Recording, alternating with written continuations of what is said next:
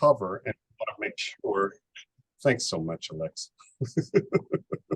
We would always forget that. We want to make sure that we try to cover it and get through this so we can have time for discussion at the end. So welcome to our Turning the Page Book Club. This is session number 3 for the book, The Heat Will Kill You First. And just a quick recap of the purpose of our book club is to understand the history and patterns and systems, how they work together. We want to practice talking about racism and racial inequities. And this is also a space for personal learning and growth to create a shift within individuals. Individuals create shifts within communities, and communities create shifts within society. We want to provoke an emotional state, whether that be discomfort, empathy, or outrage, that raises our level of consciousness and generates some critical reflective thinking. And we want to leave these spaces committed to actions and systems change. As I said, the book we are currently reading is The Heat Will Kill You First, Life and Death on a Scorched Planet by journalist Jeff Goodell. He is the senior fellow at the Atlantic Council and a 2020 Guggenheim Fellow. He's also managing contributing editor to Rolling Stone. He's been covering climate change for Rolling Stone for a number of years and is the author of many books on climate and environmental issues that include one on big coal, one on how to cool the planet, geoengineering, and the audacious quest to fix Earth's climate, and The Water Will Come, Rising Seas, Sinking Cities, and the Remaking of the Civilized World. And that is, that last one is pretty close to some of the topics that we are going to cover today. Just a recap of the overall theme of the book. He talks about our situatedness as a planet and as a species in the quote-unquote Goldilocks zone, where we have average year-round temperatures between 45 degrees and 80 degrees, which is perfect for human habitation. Our human body temperature sits at between 95 and 105 degrees.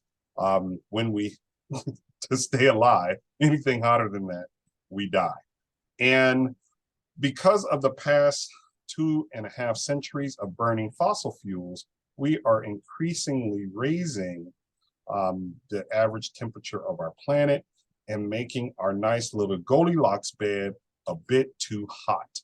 Global temperatures have risen 2.2 degrees Fahrenheit over these last few decades, and that is having tremendous impact on our Arctic ice caps, and that's part of what we're going to cover today. We are more than halfway to the threshold for dangerous climate change, which oceanographers and climate scientists have set at 3.6 degrees, but even that may be too much. The purpose of the overall book is to get us to think about heat in a different way. Heat is an active force, one that can bend railroad tracks and kill you before you even understand that your life is at risk. As he further argues in the introduction, when heat comes, it's invisible. It doesn't bend tree branches or blow air across your face to let you know that it's arrived. The ground doesn't shake. It just surrounds you and works on you in ways that you can't anticipate or control.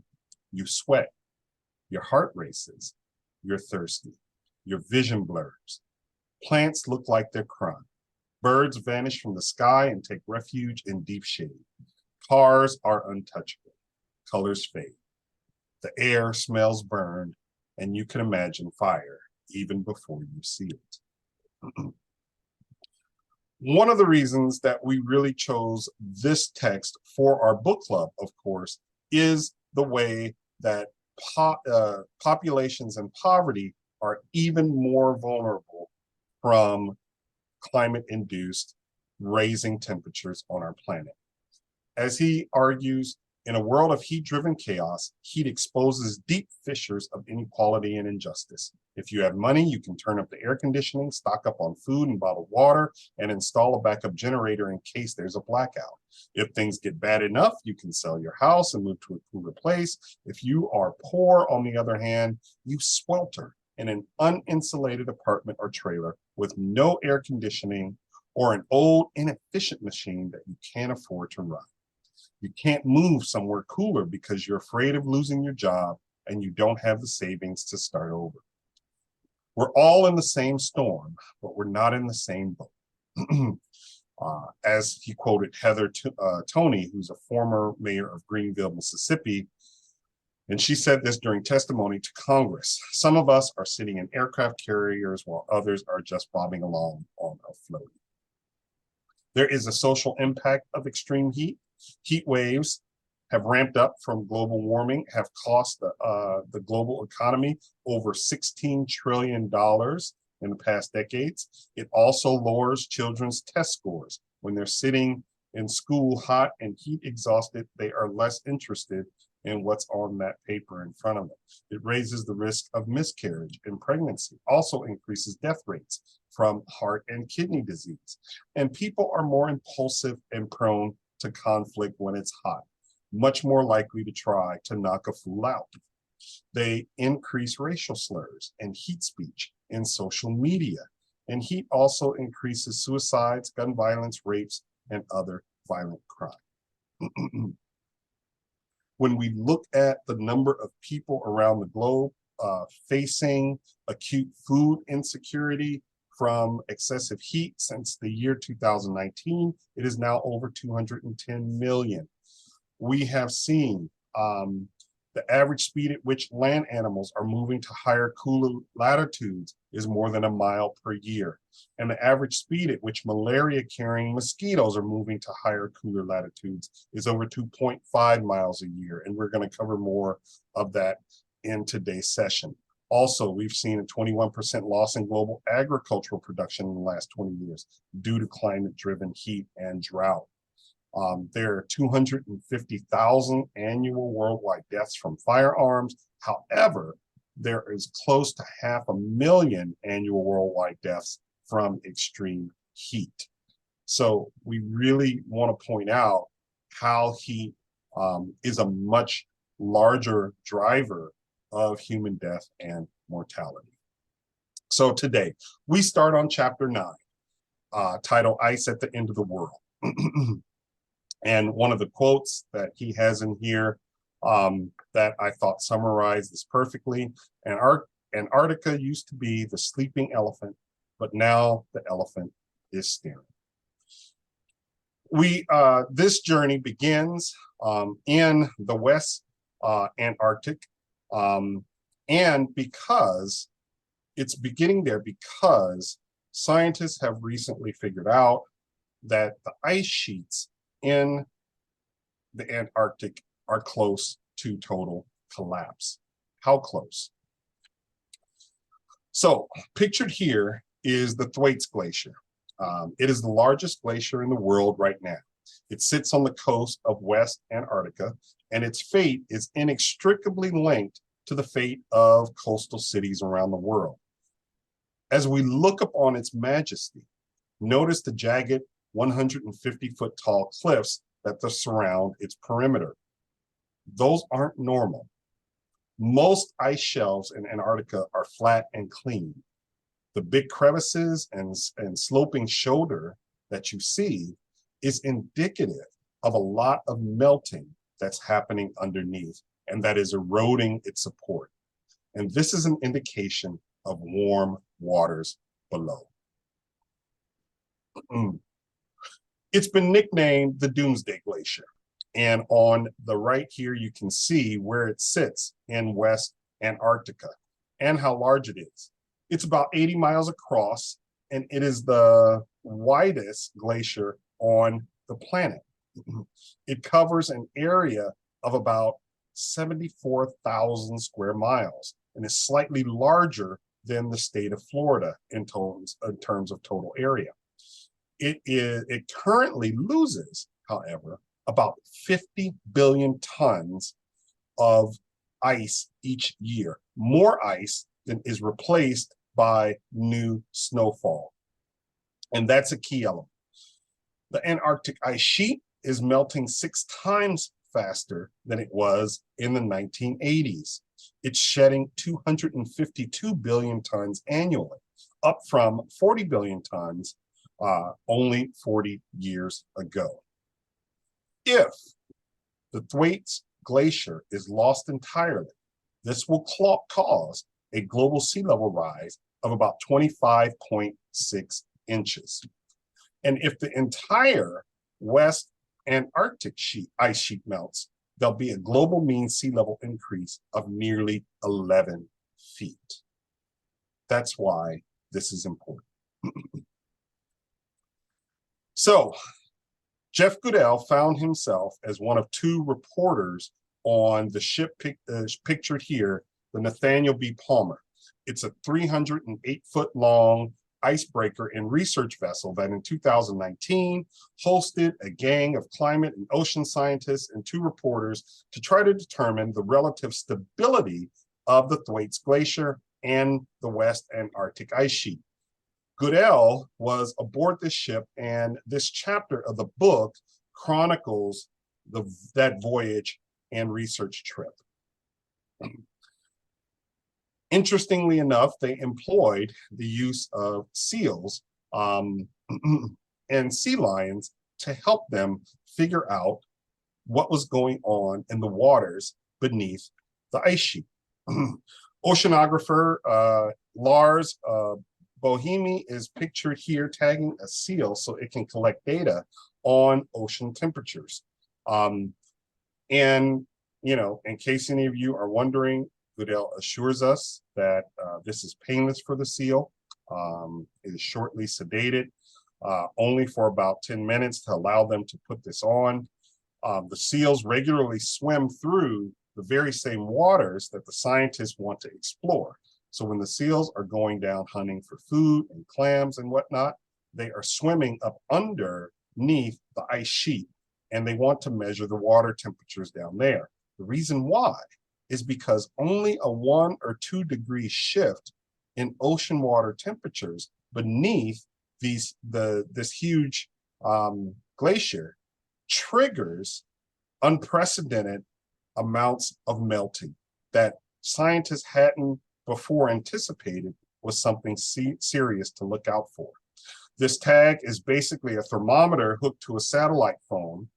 It'll fall off after a few months, but every time the seal surfaces, the satellite phone calls up to the server and downloads the information that the thermometer has recorded, not only the temperature, but also all the geopositioning, the depth, and exactly where the seal has been swimming. To get a better picture of why this glacier is at risk, we need to do a little unpacking. So the West Antarctic ice sheet sits atop a bowl-shaped bedrock, and this is illustrated in kind of a little slice of the glacier and the continental shelf here on the right. The West Antarctic shelf, which includes Thwaites, stabilizes the larger ice shelf of the entire sort of West Antarctic. The ice shelf is stabilized by contact with the sea floor. And as the ice shelf thins, it lifts away from the sea floor and loses its ability to act as a brake on the flow of ice from the continent. So basically, the more water, the more warm water that seeps in underneath, because of shifts in ocean currents and a warming ocean, means that more of the glacier is eroded from underneath, and that shifts and triggers the movement of the glacier sliding toward the sea. Glaciers actually move, and I only learned this a few years ago, but the glaciers move very slowly. It's just like a river, they move, but their movement is extremely gradual. And here, continuing with the illustration, the changing winds and currents mean that warmer water is getting under the ice. Satellite images determined that ice shelves were thinning, but scientists didn't know why, because the air in the Antarctic remains consistently freezing. So this was a big question. Why are the ice sheets thinning if the air stays very cold? Researchers determined that warm ocean currents were flowing under the ice shelf, causing the sheet to disintegrate. And once the ice shelf is gone, the ice will flow into the sea unchecked, and more ice will therefore melt. Thwaites is already losing twice as much ice per year as it was in the late 1990s. Here we see that once the glacier has retreated to a certain point, the tall cliffs of ice start to crumble under their own weight. And that's why we saw the jagged, sloping cliffs on that initial picture of the Thwaites Glacier that we showed. And here are some images from NASA that sort of illustrate what we're talking about. Let me play this little video clip, and you can see the glaciers slowly sliding into the water, and as they slide and the foundation underneath it erodes, you see huge chunks of icebergs break off and float out to sea.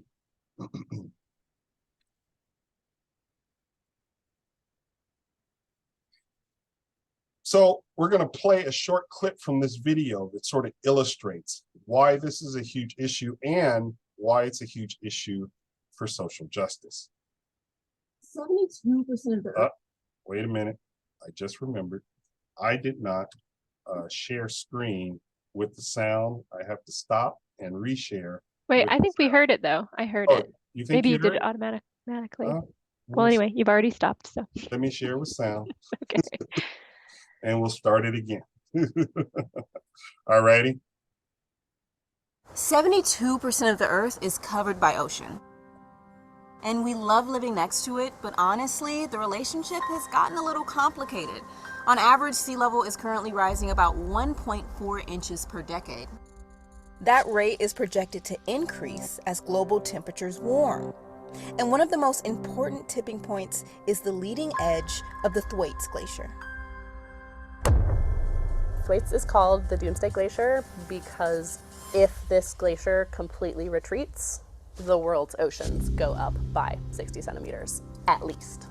But if this system really does collapse, we're more likely going to look at a couple of meters of sea level rise. And that's scary. That's a lot of the eastern seaboard. That's a lot of Florida. That's a lot of Bangladesh underwater. Researchers estimate that the leading shelf could collapse in less than a decade. That shelf slows the rest of the glacier from flowing into the ocean, and Kaya was one of the first 4 people to ever stand on it. So we put a robot through the ice, and it swam up to a grounding zone, and we were just sitting there in the tent going, that's it. Oh my gosh, we're seeing it. Like, we are the first humans ever seeing this. There is this huge kind of thermal reservoir of heat that's sitting beneath it. The threat posed by this kind of tipping point may already be eroding communities of color around the world. We visited. So, a more graphic illustration.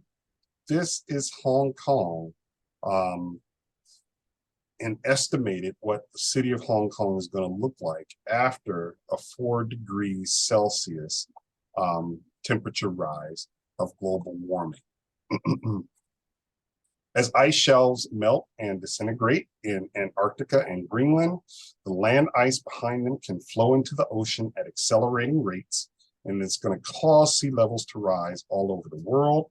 Carbon pollution caused by human activity locks in sea level rise for centuries.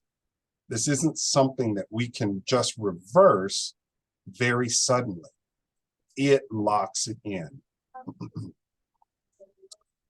A 4 degrees Celsius warming would lock in a sea level rise and submerge land currently home to around 760 million people. And even limiting global warming to 2 degrees Celsius, which is the proposed international target that we talked about earlier, would only reduce the threat from sea level rise to 130 million people. So to read that correctly, the current goal that we have set for ourselves that we still are not reaching is still going to put 130 million people at risk. When we look at the 10 countries that are most vulnerable to sea level rise from climate change, they include Bangladesh, and you can see these are mostly coastal nations, low-lying coastal nations with huge waterway systems, right, that expose them to a rising sea level.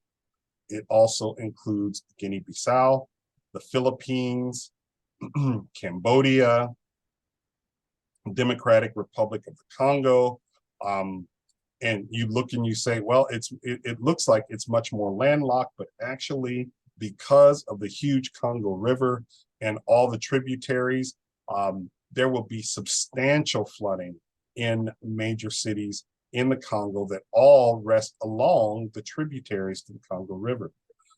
Nigeria is also at huge risk.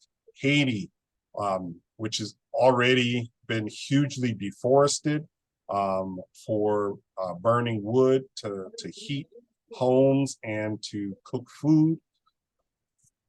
Thailand, extremely at risk. India, with its total, so much of it surrounded by water, and Ethiopia. Again, one of those nations that it doesn't look as close to a coastal nation, but it really is. To switch gears, we now turn to chapter 10, titled "The Mosquito is My Vector." For many of us, this will be, the number of illnesses and viruses that are transmitted to humans by a mosquito is not new news. The new news is that how the mosquitoes' habitats are enlarging due to heat-driven climate change. Mosquitoes are uniquely evolved to prey on humans. They can sense the heat of the human body and smell the carbon dioxide on our breath from over 30 feet away. And though mosquitoes can prey on all mammals, as human communities grew by the tens of thousands in large cities, mosquitoes evolved to favor humans as the most readily accessible food source. So not only can they sense body heat and CO2, but they're also attracted to light and the light from our cities. So they can perfectly hone in on humans. Half the people who have ever lived have been felled by mosquito-borne pathogens. They thrive in warm climes. And so a warming planet means more mosquitoes for all of us. When we look at the relationship between heat and infectious disease, heat rearranges the natural world and rewrites disease algorithms all across the planet. It creates new opportunities for pathogens by enlarging the territory of disease vectors like mosquitoes, and heat waves and heat-driven climate events act as incubators for more than half of the known infectious diseases in people, including malaria, hantavirus, cholera, H1N1, chikungunya, Zika, and anthrax. And a combination of invasive agriculture, habitat destruction, and rising temperatures is forcing millions of animals to migrate to milder and more hospitable climes. And all this displacement is bringing people in much closer contact with pathogens that are carried by animals. When we look at the relationship between those heat, pathogens, and disease, right? Malaria alone has killed between 50 and 60 billion people throughout history. Yellow fever continues to kill over 30,000 people a year, and dengue fever, which is a growing concern, now kills over 40,000 people a year. This is important because before 1970, there were only 9 countries that had severe dengue fever epidemics. But since then, that has increased tenfold. And there are now over 100 countries where the dengue virus is permanently embedded in the mosquito populations. And this map over on the left of your screen shows increasingly where those countries lie, right? And so we're talking about the global south. We are talking about more poor and impoverished populations all over the global south. By 2080, 6 billion people will be at risk for dengue fever, and that is a projected going to be 60% of the world's population. Bats are another topic of conversation in this equation. They're the second most diverse mammal group after rodents, comprising 22% of all known mammalian species. The list of viruses that have jumped from bats to humans is long. We're talking about rabies, Hendra, Marburg, Nipah, Ebola, Susuga, MERS, SARS, as well as COVID-19. Bats have strong immune systems that tolerate a wide variety of viruses without them getting sick.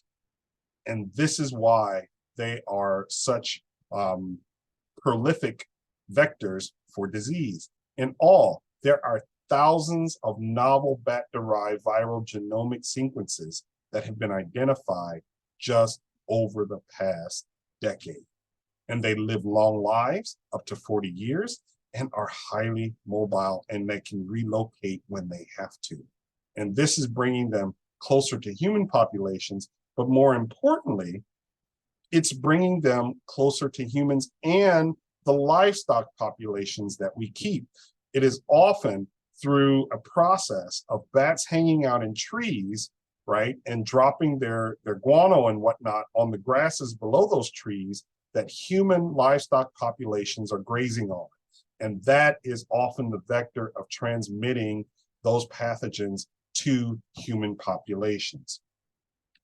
To close out this chapter, we are going to meet Max Vigilant. What a great name, right? And he is a mosquito hunter down in Houston, Texas. And his job is to track the pathogens that the mosquitoes are carrying.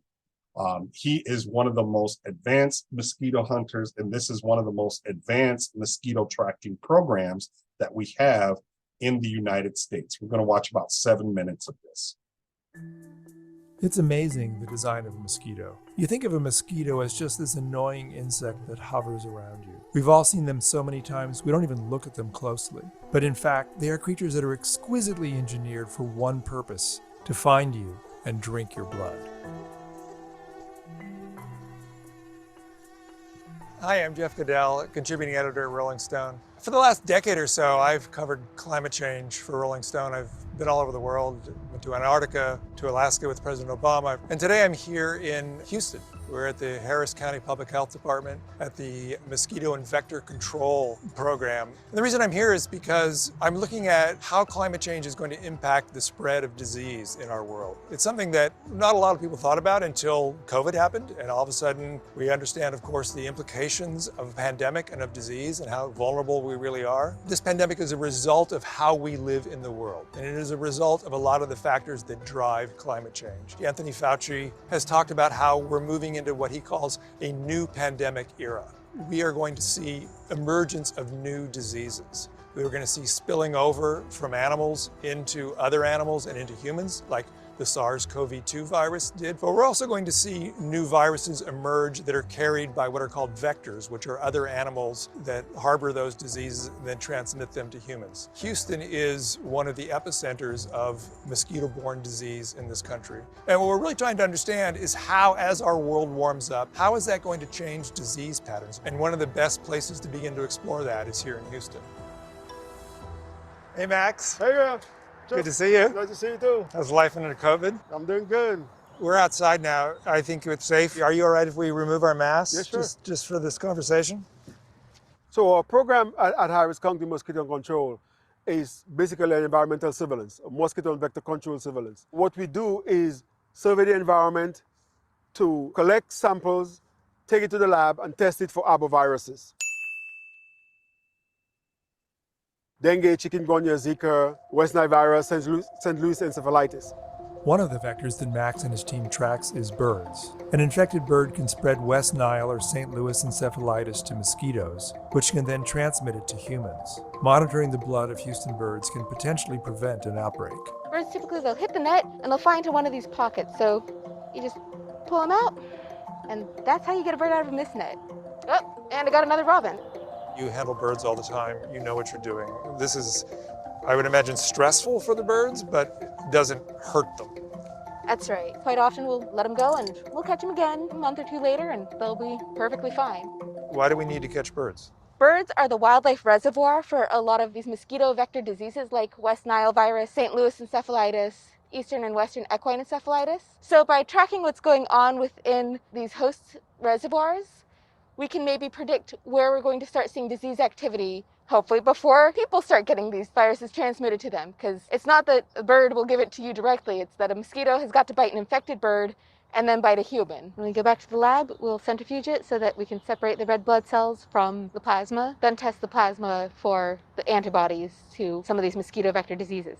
The concern with a lot of these reservoir hosts, like bats and birds, for diseases is that they're highly mobile, right? I mean, birds fly, obviously, but they not only fly in a neighborhood, they migrate, they move around. That's right. So they're key propagators of the spread of these diseases. We've altered the habitat so much that these species that might normally not be coming into contact with people are coming into contact with people. Now put both your hands in a cup, and I'll just put her on your hands. Ready, set, go! Whoa! Off she goes. Max's operation drops hundreds of mosquito traps in neighborhoods around Houston in order to capture them and test them for 6 different pathogens, including the viruses that cause dengue fever and Zika. As the world warms, making more of the planet habitable for mosquitoes that carry the viruses, the mosquitoes' range will expand northward and to higher altitudes. By 2080, one recent study estimated more than 6 billion people, or 60% of the world's projected population, will be at risk for dengue. What makes this particular neighborhood such a sort of paradise for mosquitoes? So basically when we're looking at selecting sites for trapping, we try to look at the environmental conditions. Mosquitoes like particular environment to keep on breeding all over the time. This environment provides that conduciveness because we have the trees, shrubs, we have bushes, we have unkept property, we have debris, no flow from our drainage. Yeah, water's just sitting water there, is just right? sitting in there. That is just a call for, hey, mosquitoes, come breed. We have found over 35 different species of mosquitoes in the storm sewers. Because the water stays stagnant there, the mosquitoes can breed and get back out to the environment. Around now, there's nothing happening because everybody is down here hanging out to see what happened a little later so they can emerge. How much does that manhole cover weigh? That should be maybe 50 or so pounds. So this is our trap. In this cooler we have dry ice. The mosquito believes that there's somebody breathing CO2 out from there because that's what humans breathe out.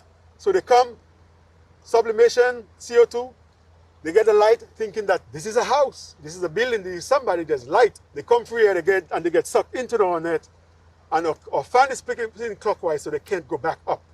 I see. So we have a double attractant, light, CO2, collect mosquitoes. Mosquitoes are really interesting because they can sense CO2 from a long way away. From a long way away. And that's how they feed, right? Yes. That's how they find you. So that means if you're like in a mosquito-infested area, best thing to do is hold your breath, right? We try as much as possible. But how long we're going to do that, we don't know.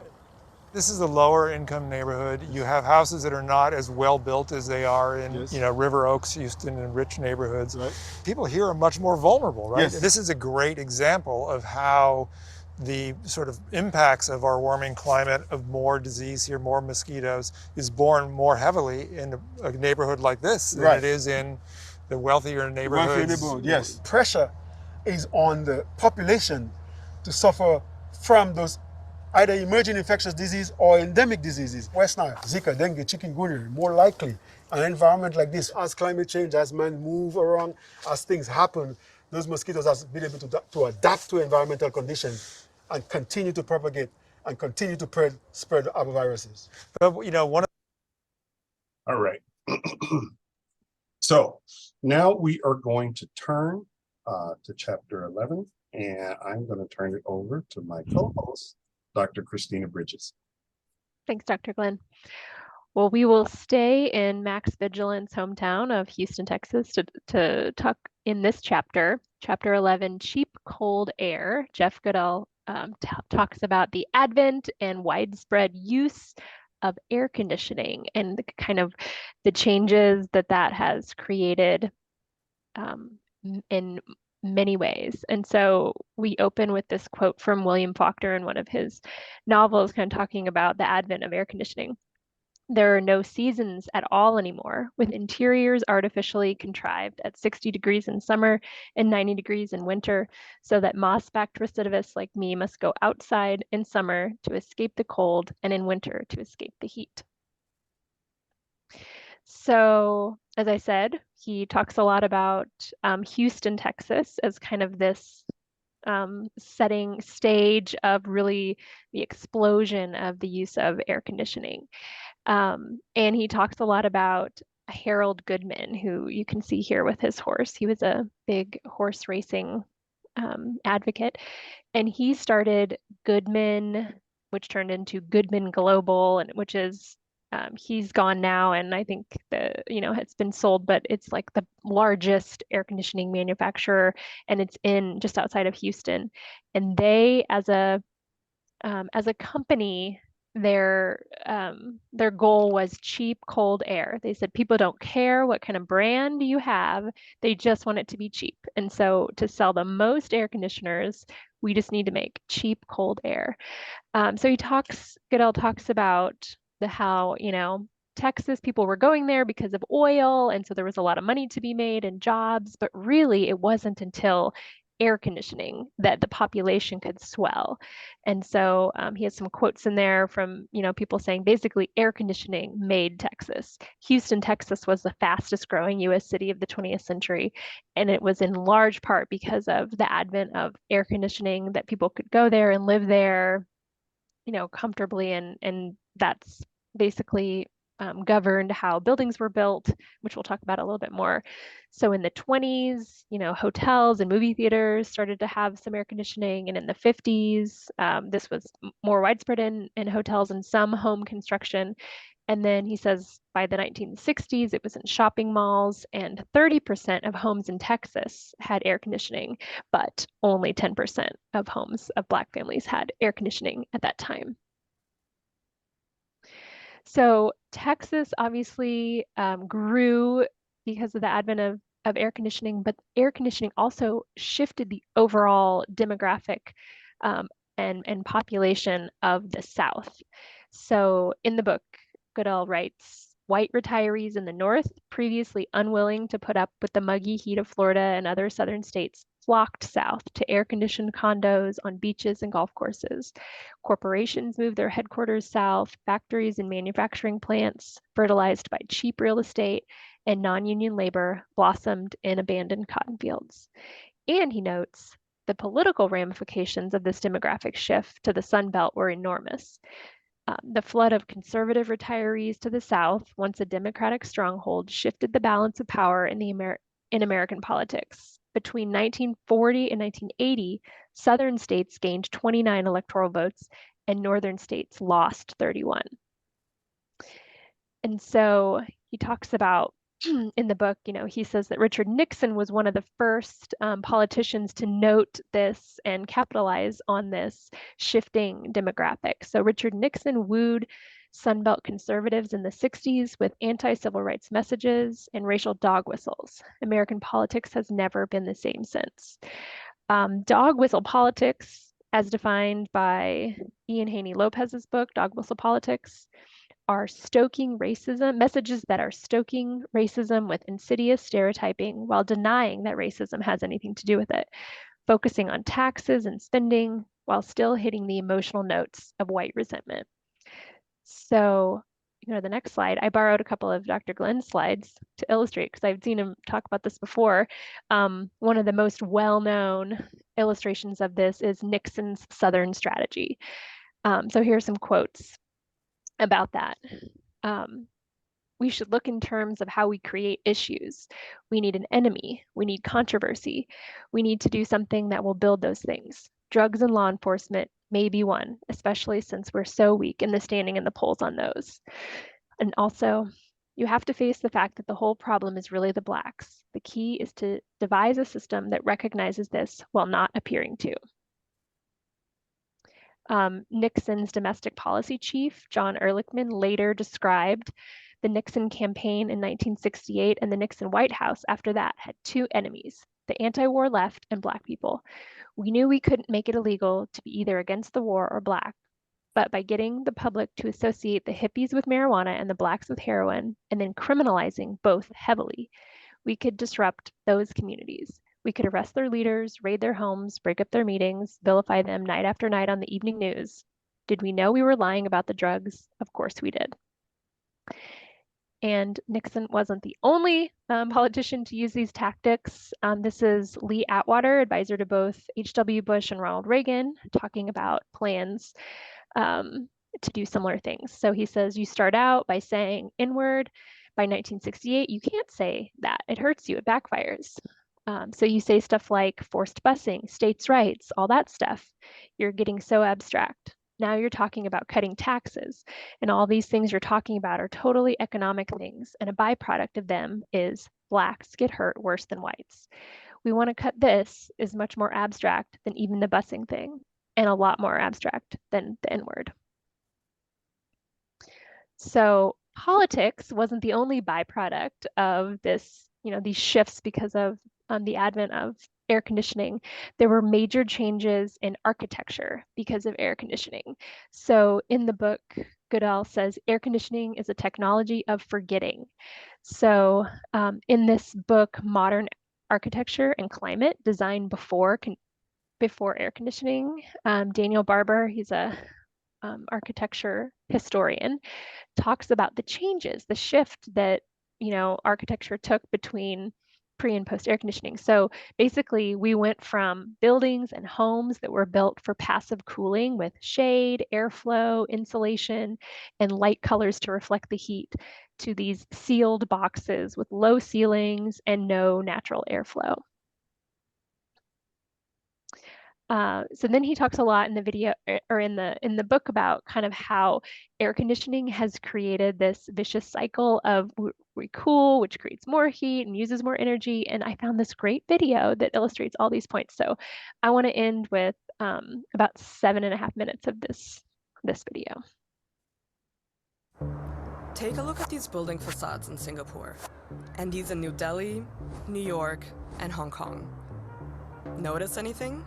In these parts of the world, life without air conditioning can be uncomfortable or downright dangerous. More than a dozen people have died in India in the past 2 months due to a severe heat wave. Fierce heat wave. Heat wave. Heat wave. But that brings us to our dilemma. The technology needs lots of energy. In fact, cooling building accounts for 10% of our global electricity consumption, and that's bad news for global warming. It's a vicious loop. We cool the indoors, but we warm the outdoors, therefore generating the need for more cooling. But there are solutions, some traditional, some modern, that don't eat up massive amounts of energy. So, can they help us break out of this vicious circle? The story behind this conundrum begins in New York City in 1902. That's where the engineer Willis Carrier laid the foundations for the modern air conditioner. He designed an engine to control the humidity in a printing plant because it was warping the paper. Simply speaking, the system blew air over coils filled with cool water. Not only did the humidity condense on these coils, but the air in the plant also became comfortably cool. Over the next decades, more developed versions of the primitive system made it into businesses and later into American homes. This lucky baby will sleep quietly through the night. Yes, no matter how Suddenly, resting, working, living during hot weather was not only possible, it could be pleasant. Nowadays, Americans are still some of the most prolific AC users globally. 90% of US households own an air conditioner. In some of the hottest parts of the world, it's not even 10%. But other countries want to catch up. Just look how much more energy some of these emerging economies are projected to use in the coming decades to cool their homes and buildings. This is 2016, and this is 2050. If you see India's air conditioning market, it is growing in double digits. Ankit Kalanki is working to open up the global market for high-efficiency air conditioners. India's population is growing. India is getting even more hotter, but also a large portion of Indian population is urbanizing, is moving to cities. And all of that together constitutes to a huge demand for air conditioners. Because of trends like these, global energy demand for space cooling is projected to triple by 2050. The question is how to meet the soaring demand without exacerbating the heat. Because in much of the world, the energy-guzzling technology is powered by fossil fuels. These emit lots of greenhouse gases, which make the atmosphere hotter. And nowadays, ACs have refrigerants running through their coils to absorb heat from the warm air. Some of them are literal greenhouse gases. You don't want those leaking out of your unit. On top of that, air conditioners cool indoor spaces by pushing out the heat that refrigerants absorb. That means they make the immediate surroundings hotter too, and people who can't afford ACs suffer most from that. So we've got a threefold effect as a result of air conditioning on the atmosphere, and being able to reduce it down to either efficient cooling or to cooling without air conditioning is really a smart solution to get there. This is Prasad Vaidya, an expert in passive solar design. He says there are 3 steps to cooling sustainably. First, we need to reduce heat at a city-wide scale because that is access for everybody. You may have heard of the urban heat island effect. It's when urban areas like these get warmer than their surroundings because all this concrete absorbs and retains heat. And there's also lots of waste heat from human activities like transport or, well, air conditioning. Creating more spaces with shady trees and other plants lessens this effect, like here in Berlin. The Colombian city of Medellin was able to reduce average temperatures by 2 degrees Celsius only 3 years after planting green corridors. The interconnected network of greenery spans dozens of waterways and busy polluted streets. And minimizing heat expelled by cars also makes a difference. In Spain, Barcelona's superblocks prioritize pedestrians and cyclists. But scale matters. The city's Institute for Global Health estimates that 117 heat-related deaths could be avoided every year if hundreds more blocks were introduced. The next step is designing buildings that aren't as reliant on air conditioners. And this is where we can really learn from traditional architecture. Before technology, all people around the world found solutions to survive properly. Charles Galavardin leads bioclimatic architecture projects in countries like Vietnam and Mauritania. That means the designs take local climates into account. So we have to study carefully all this vernacular architecture. Some modern buildings are already doing this, such as Qatar University, which uses wind towers to keep its buildings cool. This method has been used in Iran and other Middle Eastern countries for centuries. The so-called wind catchers are designed to trap fresh air and direct it indoors. The hot air gets pushed out. You may also have noticed that houses in hot climates are often white. Some countries like India are bringing back this approach by painting roofs with lime-based whitewash which absorbs less heat. This can reduce indoor temperatures by 2 to 5 degrees Celsius. When designing new buildings, bioclimatic architects tend to combine different sources of inspiration, but they will all tell you location is everything. You have to pay attention about the sun orientation and make sure your facades are not exposed to the direct sun. And then we usually study carefully the wind direction. Knowing the wind direction is important to design openings that encourage cross-ventilation. Other features that can help stave off heat are shading devices that keep the facade cool. And insulation prevents heat from traveling through your roof, for example. Galavardin says these methods can reduce indoor temperatures by about 5 degrees Celsius, while ceiling fans can help circulate this cooler air. ACs may still need to be used sometimes, but to a much lesser extent. The problem, in many countries going through a construction boom, new buildings often look like this. Builders tend to build them with floor-to-ceiling glass. And that's a real problem because every time you put glass into a building, you turn it basically into a hot box. It's like a solar cooker. Architects and engineers say this aesthetic is popular because it's perceived as sleek, modern, and lets in natural light. Changing that would require more rigorous building regulations around energy efficiency and a massive cultural shift to actually get them enforced on the ground. In most of the architecture school, it's still not, we are not trained for this. When you ingrain that into their sort of business as usual approach, you will get the solutions. Another big obstacle is that this approach tackles new constructions. But what about all the old, badly insulated buildings that All right. already exist? We were so excited about all the content. We really didn't leave much time for a discussion today. But Oh man, it's 12:55. I know. Does anyone want to just sort of tell us what maybe came to your mind as you were absorbing all of that, or maybe what was shocking or I will. I'll be Yes, thank happy to jump in. You know, I have lived in the Northeast, upstate New York, near the Adirondack Mountains. We used to ski all the time. My sister has a house in Killington, Vermont. And we also have, my parents lived both there and then in the shore in North Carolina, right down south from the Outer Banks on Topsail Island. And I've lived in Atlanta, Georgia, as well as now in Kansas and Iowa. And living all these different places over time has really illustrated, especially the coastal community of Sneads Ferry, North Carolina, has really illustrated this global change that we're having due to heat. The island that my parents lived next to, we're on the intercoastal there, has had its road moved 5 times since we've been there over the past 20 years. 5 times due to hurricanes, sand shifting, etc. So, you know, we'll have folks out on the beach, they're walking, they pick up this black chunk and they say, "What's this?" And I'm like, well, actually, that's a piece of the old road that used to be here. And then now it used to be deserted. Now it's all huge home construction facing the ocean with no barrier. And every year we see them wash away. Bye. You know, so, and I've also noticed changes. And my brother-in-law reminds me that lack of evidence is not evidence of lack or something. He, you know, that phrase, right? But I've also noticed the seashell composition has really changed. The bird population, no diversity at all. And it's just quite remarkable.